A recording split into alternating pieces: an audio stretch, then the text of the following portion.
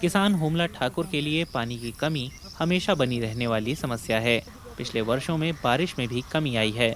पाकिस्तान के सिंध राज्य में उनके पास 2 हेक्टेयर खेत हैं।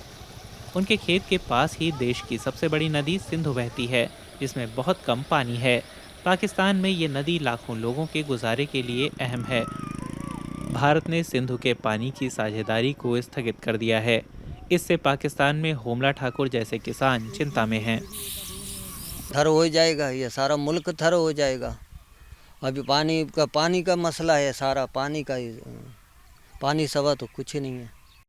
भारत ने पहलगाम में 22 अप्रैल को पर्यटकों पर हुए आतंकी हमले का आरोप पाकिस्तान पर लगाने के बाद सिंधु जल संधि को स्थगित करने का फैसला किया था। सिंधु नदी का जलतंत्र अपनी बहुत सारी सहयोगी धाराओं के साथ मिलकर तिब्बत से लेकर पाकिस्तान के सुदूर दक्षिणी इलाकों तक को सींचता है। सिंधु जल संधि भारत और पाकिस्तान के बीच 1960 में वर्ल्ड बैंक की देखरेख में हुई थी। इससे पाकिस्तान को सिंधु, चनाब और झेलम नदियों पर अधिकार मिला था। भारत से ये नदियां बहकर आती हैं और इनका ज़्यादातर पानी बिना किसी रोक के पाकिस्तान जाता था। दोनों देशों के बीच युद्ध और विवाद हुए, लेकिन अब तक इस संधि पर आंच नहीं आई थी। इन नदियों की धाराएं नीचे पाकिस्तान में जाती हैं, वहां इसे लेकर चिंता है। सिंधु नदी का बेसिन पाकिस्तान की खेती के 80% पानी की सप्लाई करता है। ये एक ऐसा सेक्टर है जिसका पाकिस्तान की जीडीपी में 25% का योगदान है। पाकिस्तानी चिंतित हैं कि भारत पानी का हथियार की तरह इस्तेमाल कर रहा है।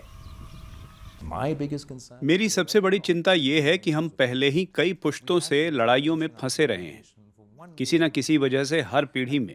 और हम उम्मीद करते हैं कि साथ में काम कर सकें ताकि अतीत के सारे मुद्दों को हल किया जा सके। सिंधु जल संधि से निकलने से मेरा मानना है कि हम अपनी भविष्य की पीढ़ियों को भारत और पाकिस्तान के बीच झगड़े का एक नया विषय दे रहे होंगे, और ऐसा नहीं होना चाहिए।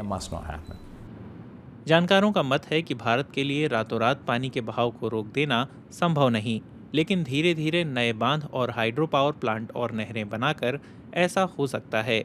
इससे पाकिस्तान में पानी की सप्लाई पर बहुत बुरा असर होगा। समझौता स्थगित करने का मतलब ये भी है कि भारत पाकिस्तान को पानी छोड़ने और बाढ़ की चेतावनियों जैसी अहम जानकारियां भी नहीं देगा। ये उस इलाके के लिए बड़ी चेतावनी है जो पहले ही चरम मौसमी घटनाओं से सबसे प्रभावित इलाकों में शामिल है और जहां साथ मिलकर काम करना उन करोड़ों लोगों की जिंदगी को फायदा पहुंचा सकता है जो जलवायु परिवर्तन के सीधे निशाने पर हैं।